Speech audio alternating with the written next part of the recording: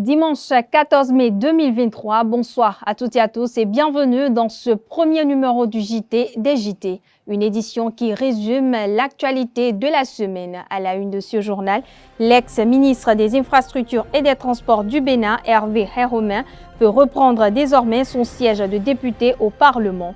C'est la décision qui résulte du verdict public rendu par la Cour constitutionnelle le vendredi dernier. Des précisions dans cette édition.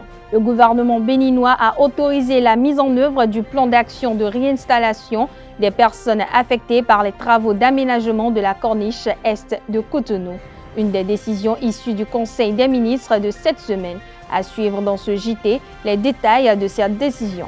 En Turquie, les populations se sont rendues aux urnes ce dimanche 14 mai 2023 pour accomplir leurs devoirs civiques afin d'élire leur nouveau président et renouveler leur parlement. Vous suivrez dans un instant les impressions de quelques citoyens et les deux candidats en lice après leur vote.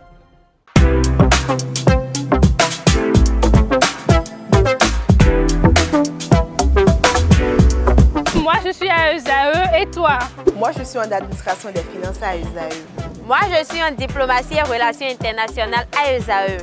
Moi, je suis en journalisme à ESAE. Émission ici, c'est ESAE. Moi, je suis en communication marketing à ESAE. Moi, je suis en droit à ESAE. Moi, je suis en gestion des ressources humaines à ESAE. Moi, je suis en gestion des marchés publics à ESAE. Moi, je suis en administration du travail et de la sécurité sociale à ESAE. Moi, je suis en sciences économiques à ESAE.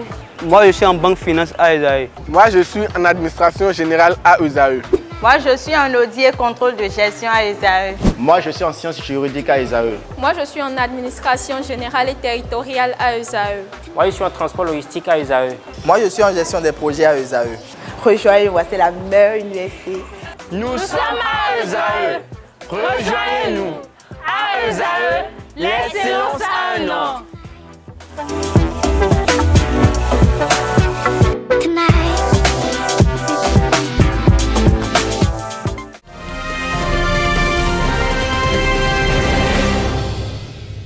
À nouveau, bonsoir, bienvenue si vous nous rejoignez. Je l'annonce au sommaire de cette édition, Hervé Herromin, l'ex-ministre des Infrastructures et des Transports du Bénin, peut reprendre désormais son siège de député au Parlement.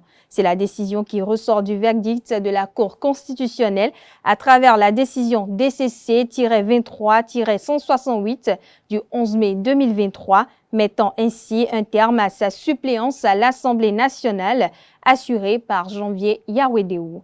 Hervé Herromin obtient gain de cause grâce à l'application par les sages de la Cour constitutionnelle de l'article 92 de la Constitution. Des précisions dans ce commentaire sur image réalisé par la rédaction de E-Télé Bénin. L'ex-ministre Hervé Herromin peut reprendre son siège au Parlement. C'est ce qui ressort de la décision DCC 23-168 du 11 mai 2023. Ce vendredi 12 mai, en rendant publique sa décision, la haute juridiction s'est basée sur la requête de Hervé Herromin qui soutient que le président de l'Assemblée nationale a méconnu les dispositions de l'article 92 de la Constitution et qui demande d'ailleurs à la Cour de déclarer contraire la lettre numéro 02-232-AN-PT-SP-C du 25 avril 2023 par laquelle il lui a opposé un refus de mettre un terme à sa suppléance à l'Assemblée nationale afin de lui permettre d'y siéger à nouveau. Revenant sur les dispositions donc de l'article 92 de la Constitution selon laquelle, je cite, « Tout député nommé à une fonction publique, nationale ou appelé à une mission nationale ou internationale, incompatible avec l'exercice de son mandat parlementaire, suspend d'office celui-ci. Sa suppléance cesse à sa demande. » Pour la Cour, si d'une façon générale, la démission est une cessation de fonction définitive, en cela la suspension qui, elle, est une cessation provisoire de fonction, la démission intervenue dans le cadre de l'article 92 de la Constitution a toutefois le caractère d'une suspension. que cela n'est en effet que par une lettre de démission qui ne saurait faire obstacle à la mise en œuvre de cet article 92 que le député qui entend arrêter ses fonctions en raison d'une incompatibilité fait connaître son intention à la représentation nationale. En restant donc dans l'esprit du dit article, il y a lieu d'admettre que la lettre de reprise des fonctions de Hervé Rékhomé a bien à entraîner l'application de cet article 92 de la Constitution. En conséquence, Hervé Rékhomé peut reprendre son siège au Parlement. Décédé le dimanche 9 avril 2023, le feu Charles-Juste Guédou a été inhumé ce samedi 13 mai 2023 dans son village natal à Tendji, dans la commune d'Abomey. La cérémonie d'inhumation a connu la présence d'un parterre de personnalités venues pour lui rendre un dernier hommage. Suivrez le film de la cérémonie avec la rédaction TVC Bénin. Sur le parvis de l'église Saint-Michel de Cotonou, moment de recueillement autour du cercueil de Charles-Juste Guédou.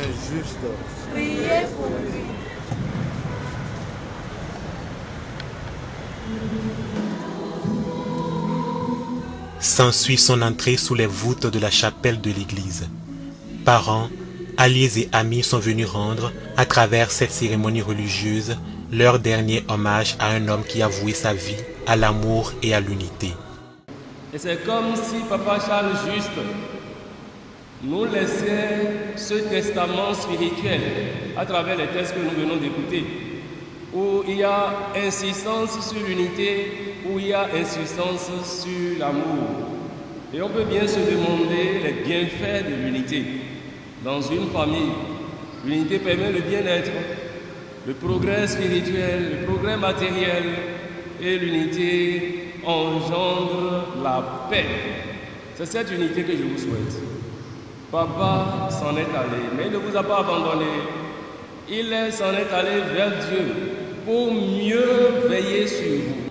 Celui que l'artiste Cécimé ainsi que ses proches pleurent depuis ce dimanche 9 avril 2023 a été vice-directeur du Conseil national des chargeurs du Bénin, puis directeur général des transports terrestres. La douleur de cette séparation est palpable sur les visages.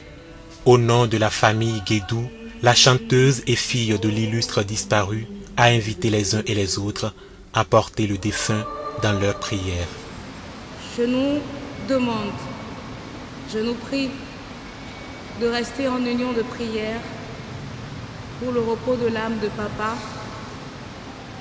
Ce départ qui, pour nous, reste une action de grâce, une louange, surtout qu'il est parti un jour de Pâques. C'est un signe fort.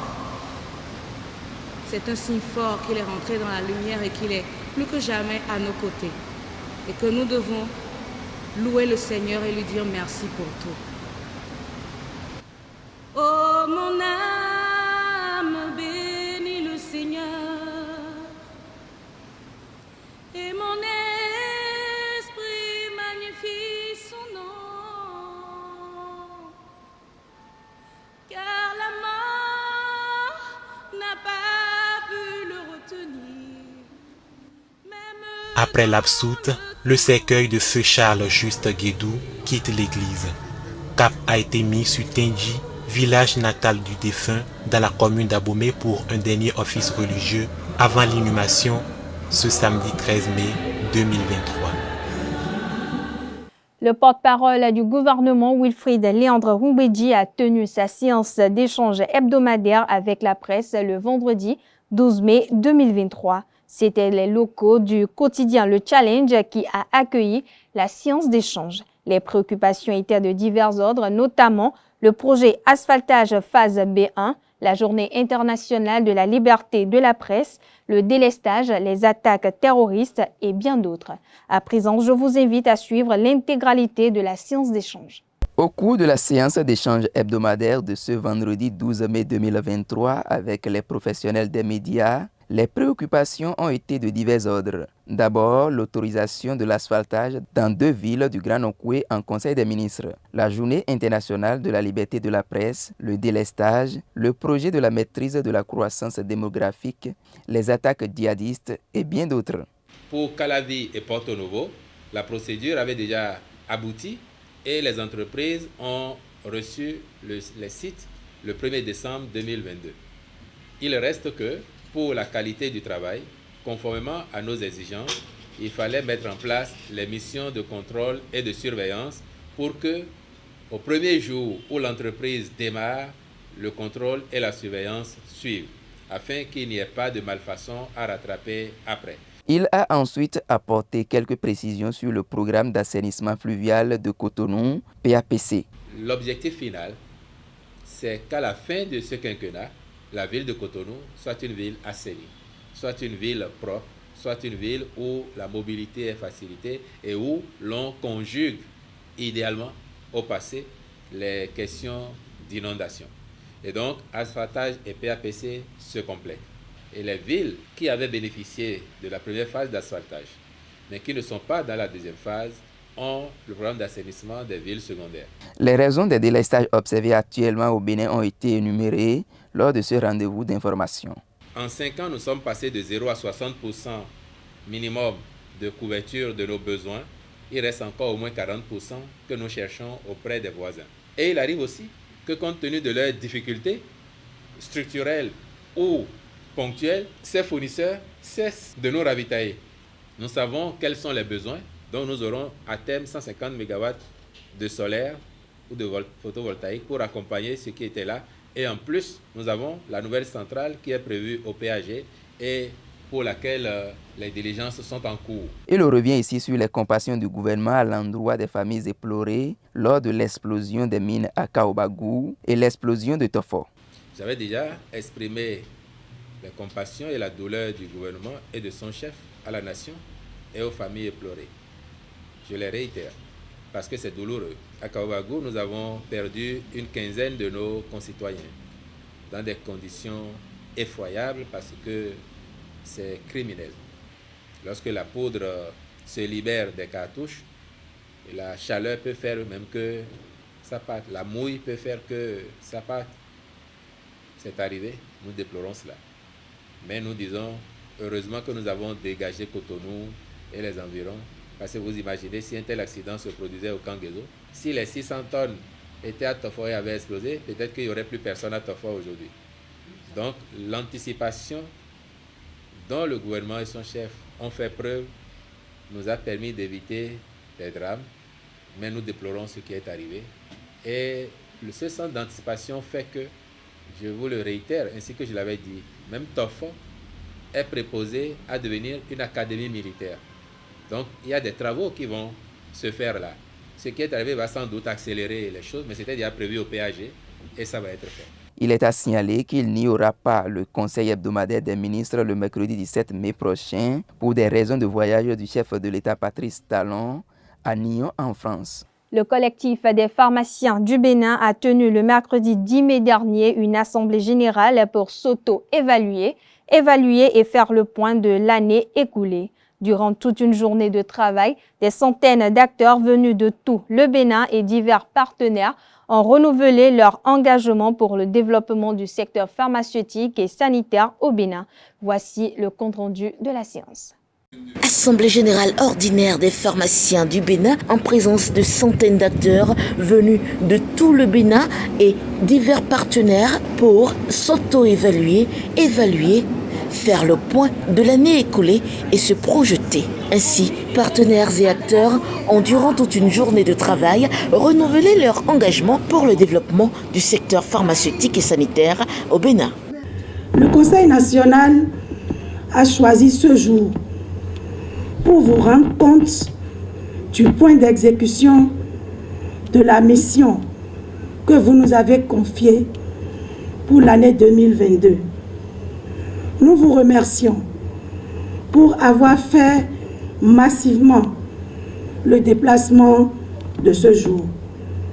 Nous sommes persuadés que, vu la composition de cette auguste assemblée, les objectifs de cette assemblée générale seront largement atteints. Cette AGO nous permettra d'apprécier ce qui est fait en 2022 et prendre de nouvelles résolutions pour la dernière année de cette mandature.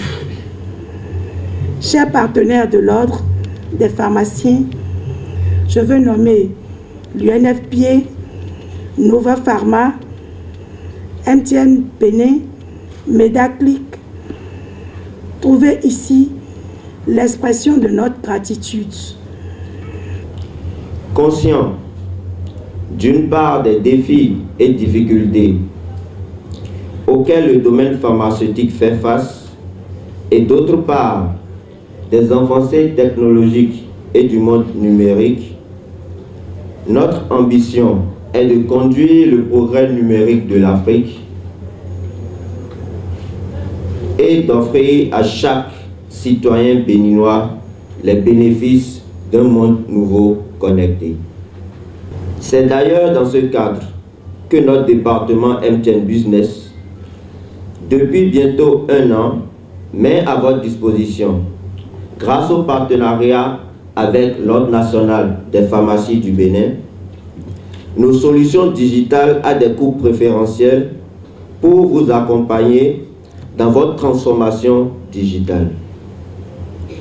Mais également, nous participons à des activités et des initiatives ensemble avec vous pour l'amélioration du bien-être de la population. Nous prenons la parole au nom du président de l'Ordre national des médecins du Bénin empêché pour vous témoigner le soutien de notre institution. Nous vous rassurons également d'une franche collaboration afin de relever les défis liés à nos secteurs.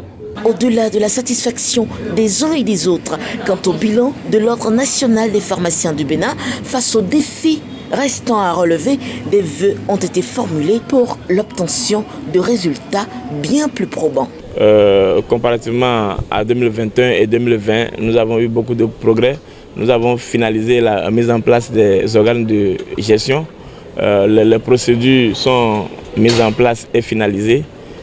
Et les outils de gestion également sont disponibles aujourd'hui. Les confrères sont sensibilisés notamment sur la loi portant organisation des activités pharmaceutiques et chacun est imprégné de ce contenu. Et donc nous avons fait beaucoup de progrès, mais malgré cela, il reste encore des défis à relever en matière de mobilisation du personnel et des confrères pharmaciens autour des activités concernant le secteur. Mais surtout, nous tourner déjà vers l'avenir. Et l'avenir, c'est les défis qui se pointent à nous, c'est la mobilisation des ressources internes et des ressources auprès des partenaires pour réaliser de plus grandes activités que nous avons planifiées au niveau du plan de travail intégré. Mais aussi, c'est de faire en sorte que chacun soit de plus en plus responsable en matière de mise en œuvre des activités pharmaceutiques à son niveau, quelle que soit la section, que ce soit la section A ou la section B ou la section C, mais troisièmement aussi de poursuivre la formation continue des pharmaciens et de leurs collaborateurs, notamment les auxiliaires de pharmacie, mais aussi les pharmaciens titulaires d'officine. La pharmacie va de l'avant. Aujourd'hui, si vous comparez tout ce que ce conseil de l'ordre a fait sous la présidence de Mandela Dayer avec les conseils passés, on voit la différence est nette.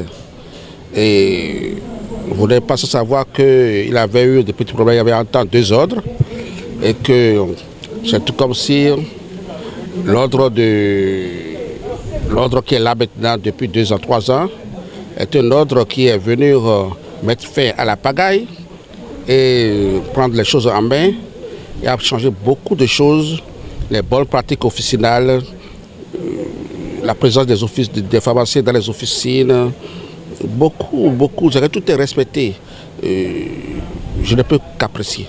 présentation du bilan 2022 et perspectives 2023 des différentes instances de l'ONPB, l'Ordre national des pharmaciens du Bénin, communication sur la déclassification des médicaments et des compléments alimentaires, uniformisation de prix dans les officines, communication sur la procédure de saisine du conseil de surveillance de la BRP, ce sont là, entre autres étapes clés de cette Assemblée générale ordinaire des pharmaciens du Bénin tenue ce 9 mai 2023 à Cotonou.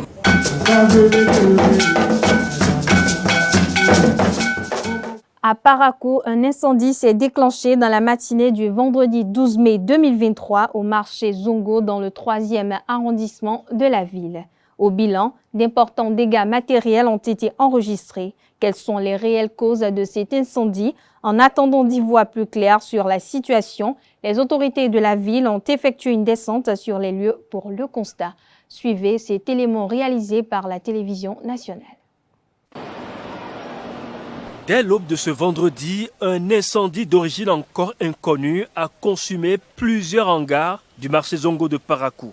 Informés de la situation, les autorités locales se sont dépêchées pour constater l'effectivité du sinistre. Il y a une bonne partie qui a pris feu, surtout au milieu du marché, mais les autres parties sont encore en état. Merci pour cet acte citoyen. Les populations ont été vraiment patriotes et ont contribué à éteindre le feu. Ça aurait été peut-être ailleurs, les gens seront là avec leur portable à filmer. Il n'y a même pas de gens amenés à l'hôpital.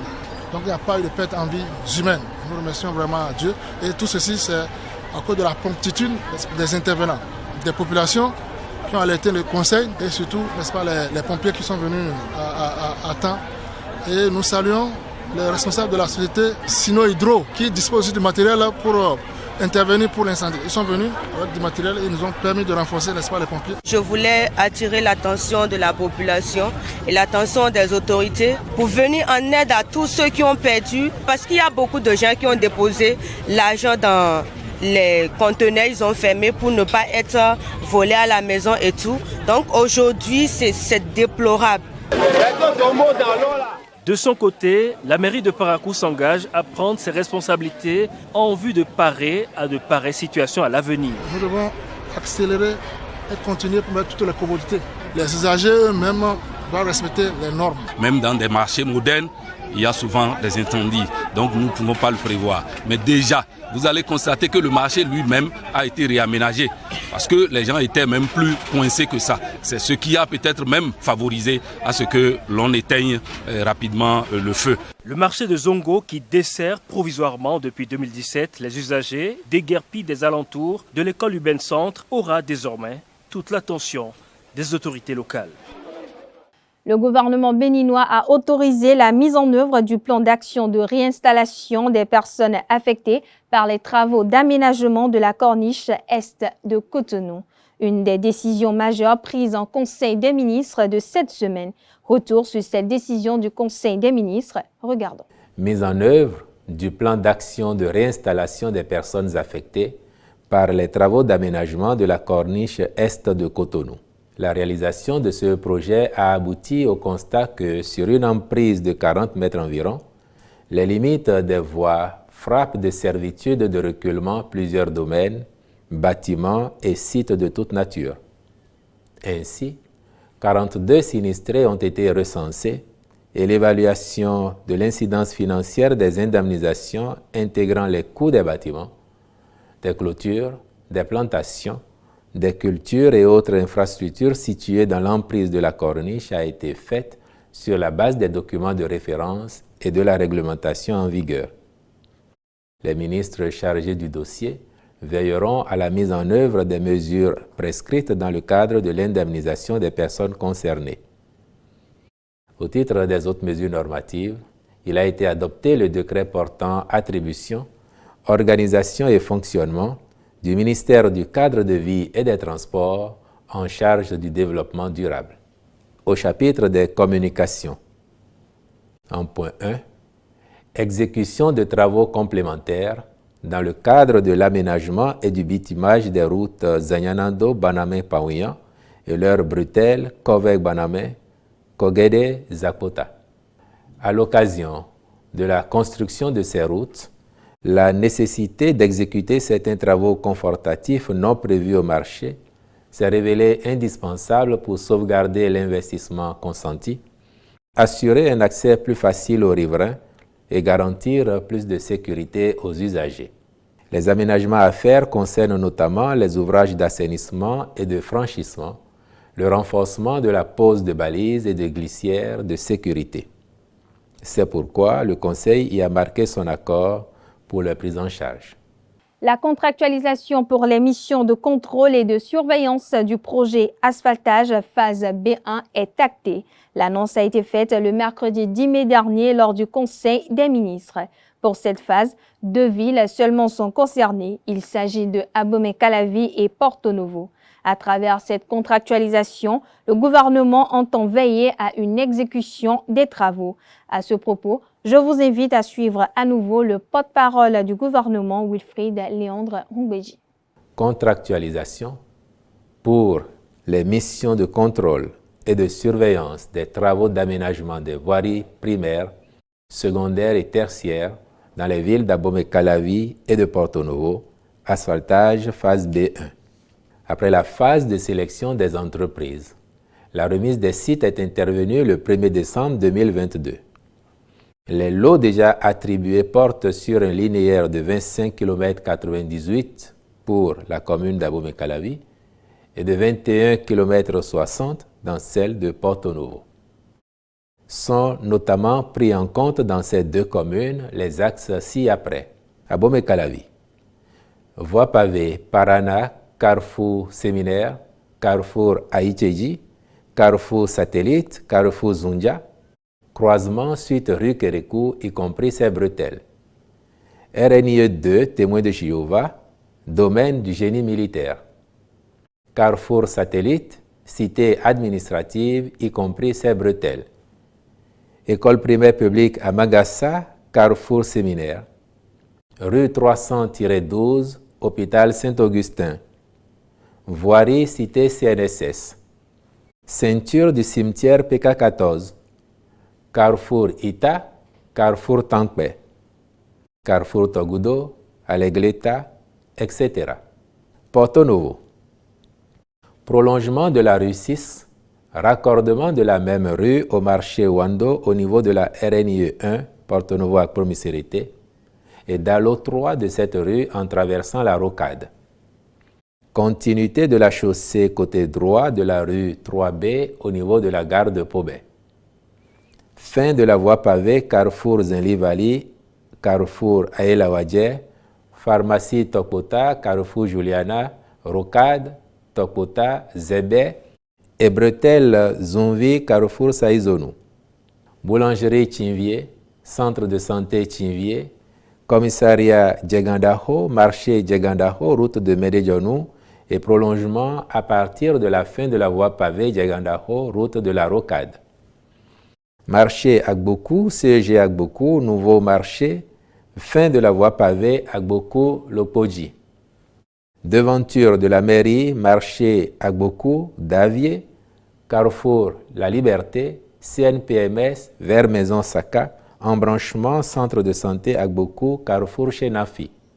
Prolongement de la pénétrante de Doha jusqu'au Dalo sur le cours d'eau Hessou. Rue passant à l'extrémité gauche du nouveau siège de l'Assemblée nationale. Carrefour Kachi, Rail, Carrefour École urbaine centre, Carrefour Tribunal, Carrefour siège du médiateur de la République, etc. Pour assurer l'exécution correcte des travaux, le Conseil a autorisé la contractualisation avec divers cabinets pour des missions de contrôle et de surveillance irrelatives. L'information sur l'attaque terroriste qu'a subi le Bénin a suscité une indignation dans le rang des Béninois. Qu'ils vous souviennent, des individus non identifiés ont semé la terreur et la désolation dans la localité de Kaobago, commune de Kérou, dans la nuit du 1er au mardi 2 mai 2023. Selon les informations, les individus armés ont fait éruption dans une ferme située à 20 km de la frontière d'avec le Burkina Faso, faisant des victimes sur leur passage. 8 jours après cet acte crapuleux, quel est l'état d'âme des populations de cette localité? Élément de réponse dans ce reportage réalisé par la rédaction de Canal 3 Bénin. Nous sommes ici à Kaobagou, localité de la commune de Kérou, qui a été victime d'une attaque terroriste il y a environ une semaine. Et comme vous pouvez le constater, dans les rues de la localité, c'est la quiétude totale. Et même si les populations vaquent à leurs occupations quotidiennes, c'est avec la peur au ventre. Après une semaine après le 1er mai, nous avons senti un déploiement de l'armée dans la zone qui a apaisé un peu notre inquiétude par rapport à notre insécurité. Mais jusqu'à nouvel ordre, tout le monde n'est pas totalement inquiet. Bon, parce que dans les 4 points cardinaux, il y a un peu les détachements militaires qui sécurisent le village. Mais ce n'est pas le nombre qui importe, mais c'est leur courage et leur avouement et leur détermination pour la défense de notre territoire qui nous préoccupe. Bien vrai que la sécurité est là, mais il y a au moins cette peur-là qui continue par nous animer. Parce que voir tes propres frères couchés, égorgés, c'est difficile. Il y a d'abord ce problème-là qui nous traumatise totalement. Dans cette attaque du 1er mai dernier, au total, 17 personnes ont perdu la vie alors qu'ils étaient tous dans leur ferme. 17 personnes tuées, 15 ont été tuées, 3 par balle, 12 ils ont égorgé. Après, il y a une mine qui s'est explosée, ils ont tué maintenant, la mine a tué 2 personnes et 3 sont évacués maintenant par Parakou pour les soins. Vous voyez maintenant, et il y a 4 pelles disparues. Juste après cette barbarie, un fort contingent de l'armée a été déployé sur le terrain pour essayer de dénicher ces hors-la-loi. Des patrouilles diurnes comme nocturnes quadrillent la localité pour assurer les populations locales. Et nous venons d'arriver de Kaobagou il y a 5 minutes. J'ai passé toute la journée là-bas. Il y a d'accalmie. La population vague à ses occupations. La paix est revenue. Et vous n'êtes pas sans savoir qu'il y a eu d'envoi de militaires, des centaines qui aujourd'hui couvrent toute la zone concernée et au-delà de cette zone. Et ça a donné la confiance à toute la population qui aujourd'hui vague à ses occupations normalement. Les 17 personnes ont été exécutées dans leur ferme alors qu'ils préparaient leurs champs pour le compte de la saison agricole 2023-2024. Et malgré la présence renforcée des forces de l'ordre, les populations de Kaobagou, en majorité agriculteurs, sont de plus en plus craintives à se rendre dans leurs champs pour ne pas subir le même sort. Et une situation qui risque de compromettre la saison agricole en cours. Le projet Héritage artistique visuel a donné l'occasion à plusieurs disciplines artistiques de s'exprimer autour des représentations et images et leur implication dans l'histoire. C'est à cet exercice que se sont prêtés des artistes béninois et togolais avec le commissaire d'exposition Daniel Komlan Agbeno-Wossi. Suivez cet extrait du communicateur Daniel Komlan Agbeno-Wossi recueilli par la rédaction de ESAE TV. Quel héritage visuel africain pour l'art de demain? Donc c'est sur ce thème-là qu'on a discuté avec les artistes, causé, parlé pendant plus d'1 heure de temps. Ce qu'on peut retenir de cette conférence, c'est justement le genre d'héritage visuel qu'on a envie de laisser à l'art de demain et par extension aux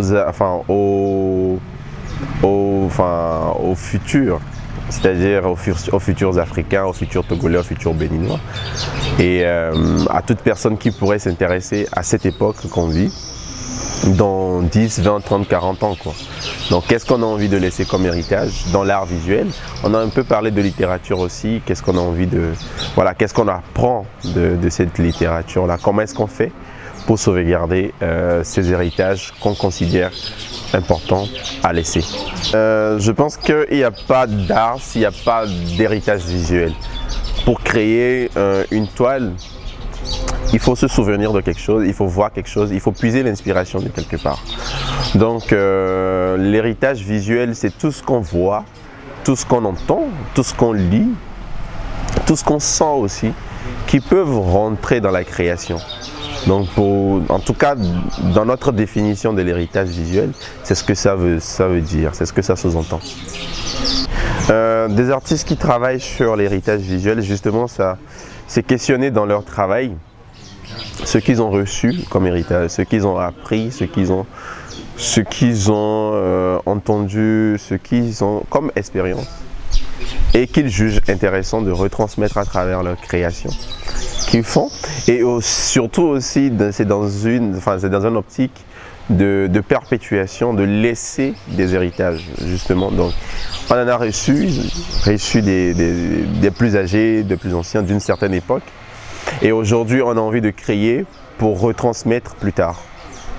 On peut être complètement artiste sans emploi de quelqu'un. Il y a beaucoup d'artistes qui sont autodidactes, qui n'ont pas eu de maître comme on l'entend, c'est-à-dire un maître qui est là, qui te dit qu'il faut tenir le pinceau comme ça ou qu'il faut faire comme ça et qui par tâton sont arrivés à devenir un artiste. Mais on ne peut pas être artiste sans s'inspirer de d'autres artistes ou de d'autres personnes qui ont existé ou qui ont fait avant.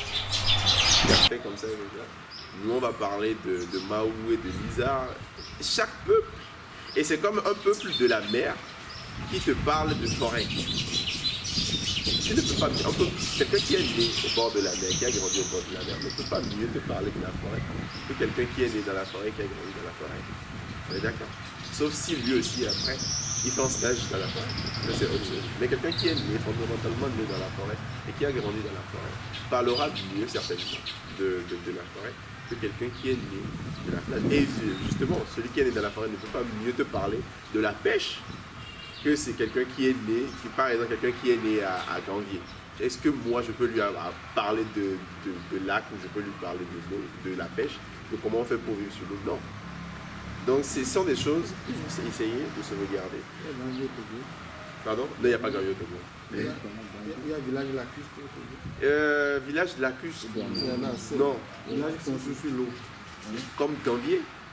Comme Ganvier, non. Comme Ganvier, non. Comme Ganvier, non. Construit au bord des rivières. Oui. Non, pas sur les rivières. Ça, c'est des patrimoines, je ne sais pas comment on fait pour se regarder. Mais est-ce que dans 20 ans, justement, dans cette affaire de globalisation, est-ce que dans 20-30 ans, est-ce que l'habitant de Ganvier aussi n'a pas envie d'aller ailleurs? Qu'est-ce qui lui donne envie de rester à Ganvier? Justement, et l'idéal serait peut-être de trouver une solution pour qu'il n'y ait plus autant de moustiques qui le dérangent. Pour que là où il est, qu'il se sente à l'aise. Pardon? L'Institut des artisans de justice et de paix Chant d'Oiseau a organisé pour la deuxième fois le débat du jeudi autour du thème démocratie, valeurs humaines et consolidation de la paix, enjeu de développement le jeudi 11 mai 2023 au Chant d'Oiseau de Cotonou. Plusieurs personnalités ont participé à ces échanges. Suivez le reportage de la rédaction de ESAE TV. Il est important que nous puissions nous réunir. Il est crucial que nous puissions nous écouter mutuellement. Et il est nécessaire de prendre le temps pour cela. C'est dans ce cadre que l'Institut des artisans de justice et de paix Chant d'Oiseau, IAJPCO, a réuni acteurs de la mouvance présidentielle, de l'opposition et de la société civile autour du thème démocratie, valeurs humaines et consolidation de la paix, enjeu de développement pour un débat contradictoire. La mouvance représentée par l'honorable Jean-Claude Apiti, l'opposition représentée par l'honorable Nourenou Achadé et le professeur de théologie, l'abbé Camille Sessou, ont affirmé leur position et ont donné plusieurs éléments pour soutenir leurs idées. Le public riche pour l'occasion n'est pas resté en marge du débat. Les coups d'État qu'il y a ces dernières années, pourquoi il n'y en a pas eu dans les pays anglophones?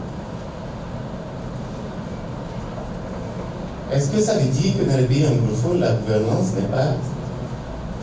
ne présente pas les mêmes insuffisances que ce qu'on a dans les pays francophones? Pourquoi? Pénétrons ces questions pour mieux situer le rôle finalement de nos sociétés, de nos cultures, de notre histoire dans la portée de la conscience individuelle. Parce que la conscience individuelle peut exister et un contexte défavorable peut la tuer ou la pervertir. Aux États-Unis, vous pouvez faire les élections au suffrage populaire. Quelqu'un va être battu et les grands électeurs vont faire de lui le président de la République. Mais c'est la démocratie. Je voudrais nous interroger parce que pour moi, en définitive, la finalité de tout ça, le ministre Koto Lazare a dit autrement. Est-ce que ce n'est pas la justice sociale? Je voudrais qu'on saisisse l'occasion de cette rencontre pour nous prononcer sur quelque chose que nous avons entendu ces derniers temps d'un éminent intellectuel et politique africain qui dit: avez-vous déjà vu un pays démocratique qui s'est développé à partir de la démocratie?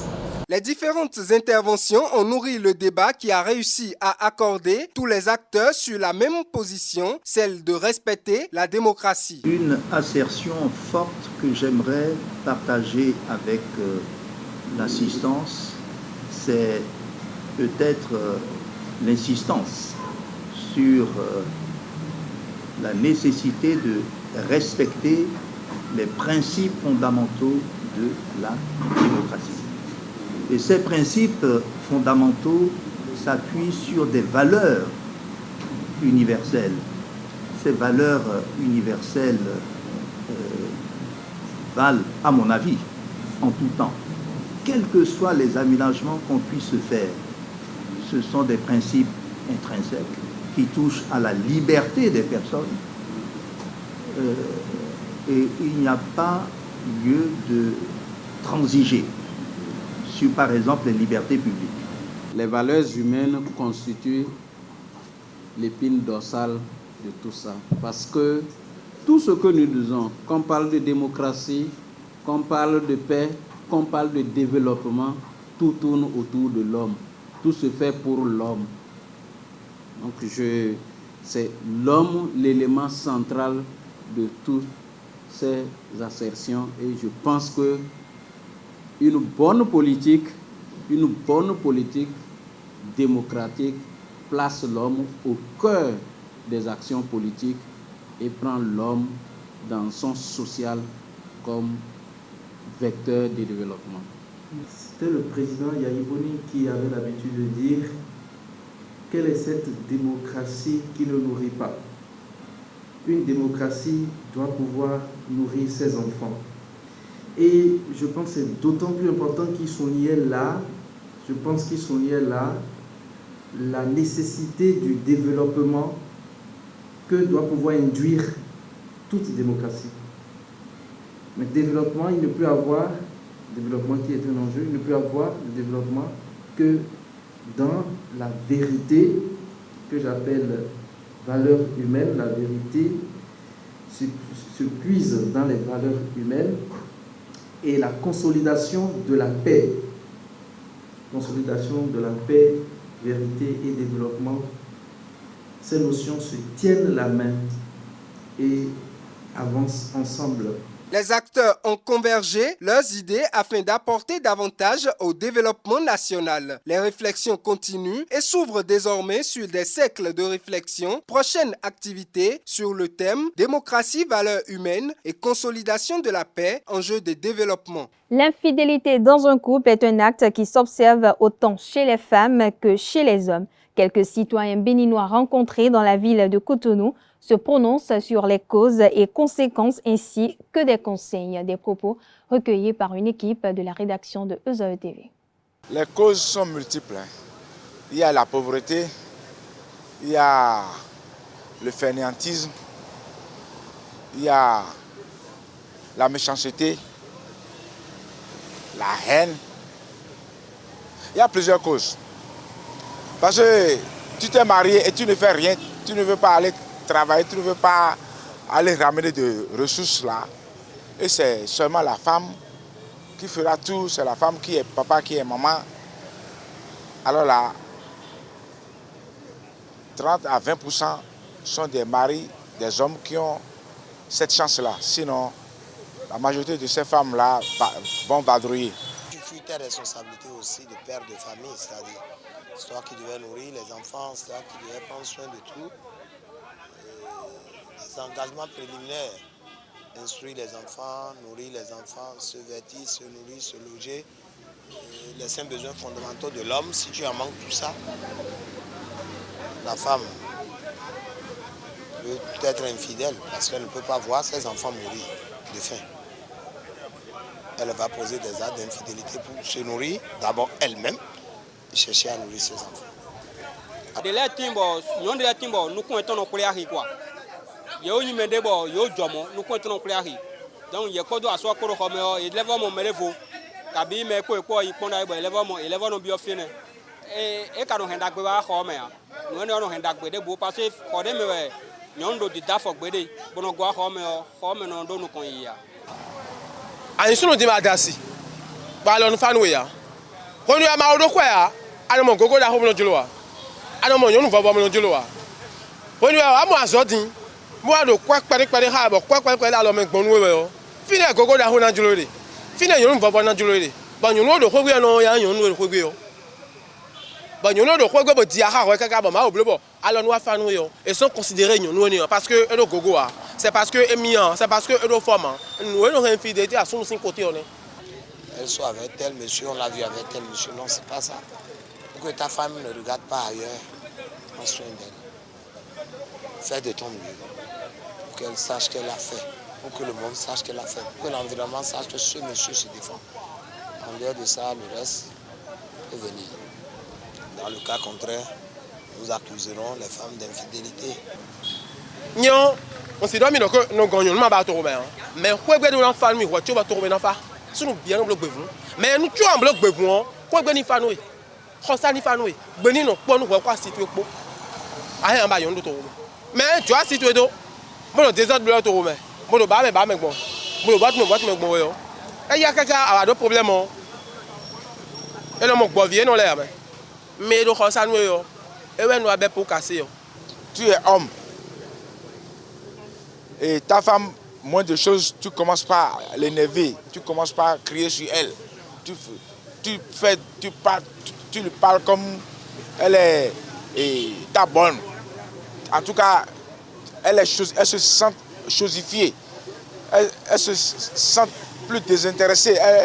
Elle se sent, c'est que mal aimée, l'infidélité, elle va commencer par réfléchir. Elle va commencer par réfléchir.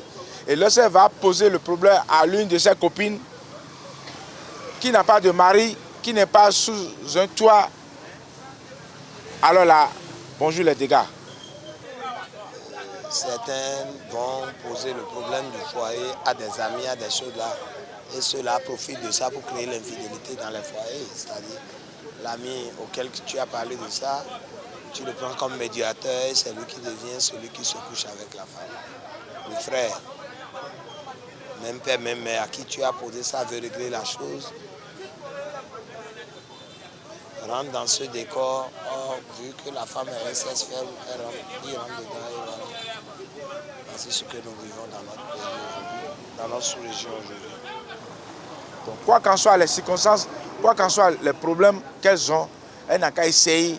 Elles n'ont qu'à essayer de s'abstenir et de prendre leur mal en patience, soit d'aller voir leur belle famille, de leur parler des problèmes qu'elles vivent dans le foyer. Sinon, aller commencer par faire des rapports à des amis. Là. Les amis, des fois c'est amis qui les entraînent. Je le déplore. Je lance un appel à tous de quitter ce système, d'avoir la fidélité pour que les enfants aient une éducation aiguë.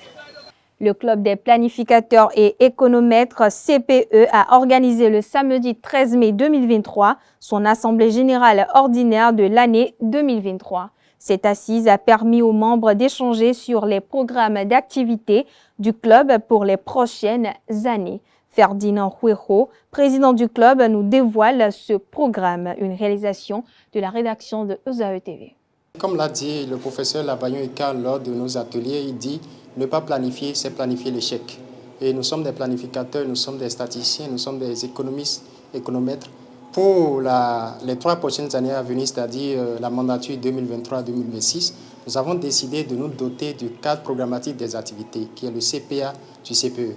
En d'autres termes, je peux dire que le CPA du CPE est comme le PAG du gouvernement béninois. C'est un programme qui contient des activités, des projets qu'on aura menés sur les 3 prochaines années. Et ce programme est décliné souvent 4 piliers. Le premier pilier, c'est la formation. Le deuxième pilier, c'est la recherche scientifique et l'innovation. Le troisième pilier, c'est les colloques et ateliers.